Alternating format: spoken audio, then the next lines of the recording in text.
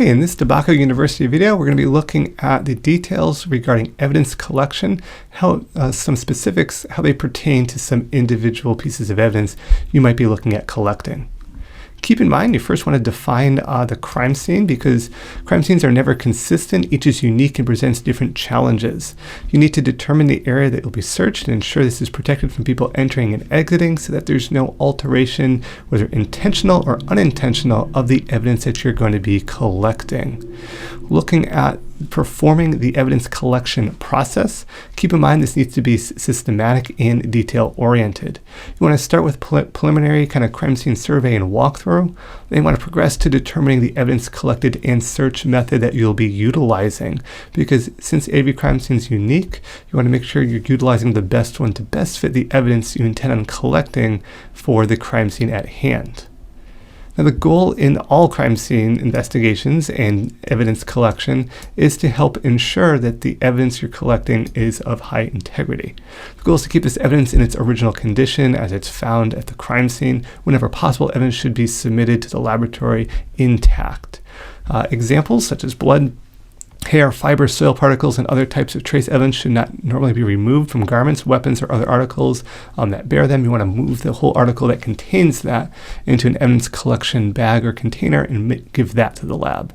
This entire object should be sent to the laboratory for processing. There in the lab, as you can see down here, everything can be kind of isolated and contained to ensure or reduce the odds of any potential cross-contamination that would occur. Now, in order to keep this consistent, you want to make sure you're labeling everything. So all containers must be marked and sealed seen before moving the item. So this kind of gets to be a little bit of a tedious task, but is a very important one. Many items will have primary and secondary containers. We can see here is a primary container that's wrapped in a secondary container. Here may be placed in a plastic bottle, which then is placed in a paper bag.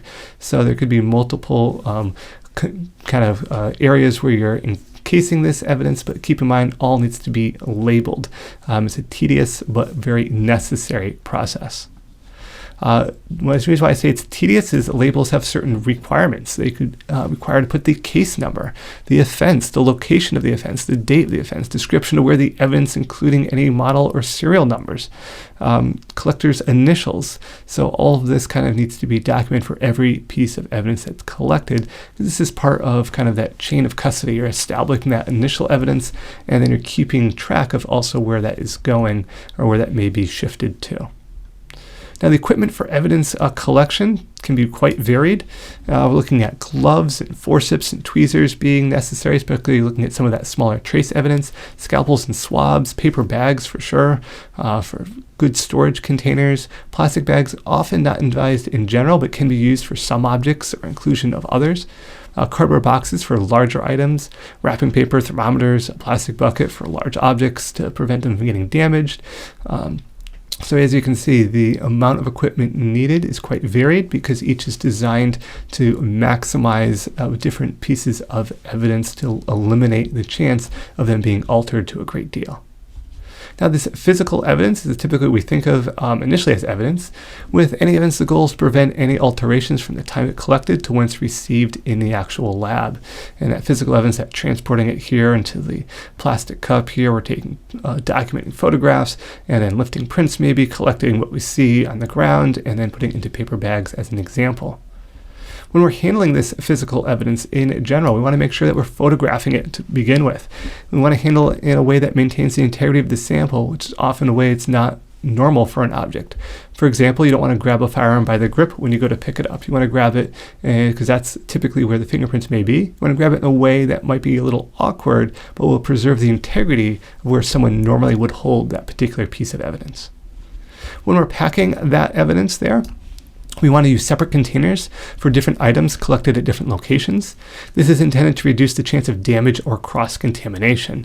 We could see those paper bags being used. We see metal cans. We see those cardboard for syringes or sharps or knives being placed in foam inside a round plastic container here and sealed, being zip-tied to the bottom of this cardboard box.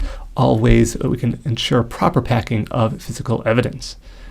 Now, the standard packaging requirements we're looking at for general items are placed in appropriately sized containers. This is why Investigators will carry so many different sizes to make sure it's appropriate size for the evidence they're collecting.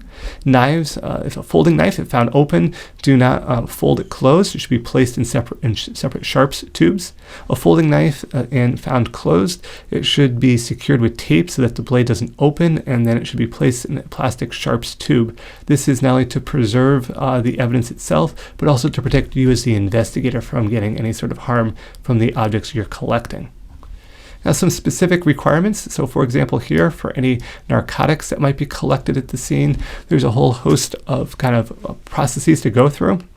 Keep in mind, package all found narcotics or dangerous substances and should be in paper isolated envelopes.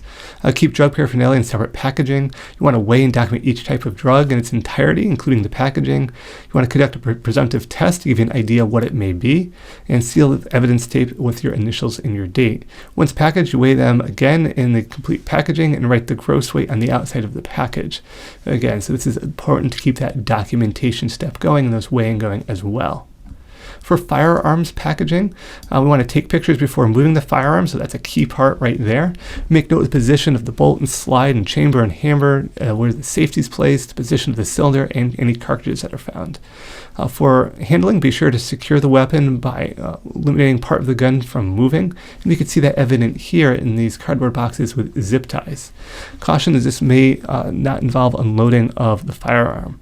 When you package the firearm, you can also package it potentially in plastic, but make sure any ammunition is packaged separately that is found. So again, certain requirements here for packaging of firearms.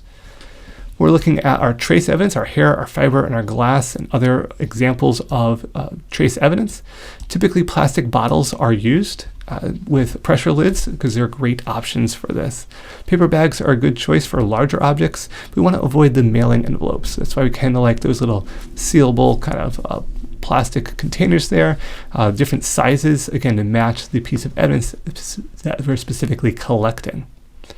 The proper techniques for liquids, so keep in mind wet evidence must be air dried before it's put in a container because it might be altered when placed in that container. When suspected biological evidence is found on clothing or other absorbent surfaces, transport it to the laboratory in an appropriate container. Move the entire substance if possible. Wet evidence should not be folded over on itself. Use paper wrapping to prevent contamination during the transfer process. Items should be air dried thoroughly in a drying locker and packaged in a container suitable for dried evidence. This means avoid airtight containers due to the increased chance of mold growth over a period of time. This evidence may not get looked at right away. If the suspected biological evidence is liquid form on a fixed surface that cannot be transported, for example, like a concrete floor, the substance should be recovered using a dried material collection technique. That's the only way it should be removed from the actual crime scene. That dried material, moving it through, make sure you're always using gloved hands. Slightly moisten a swab with distilled water. The swab should be damp but not overly wet.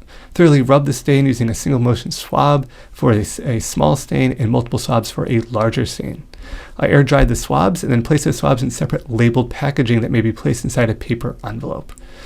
Collect the substances, control a sample as well from an unstained area using the same techniques, and be sure to label it. So as you can see again, there's certain techniques that are needed depending on what material you're collecting. There's certain techniques that must be followed, and be sure that you're labeling everything so that all this evidence can not only be utilized in the future, but can have that proper documentation step so it can uphold itself in court.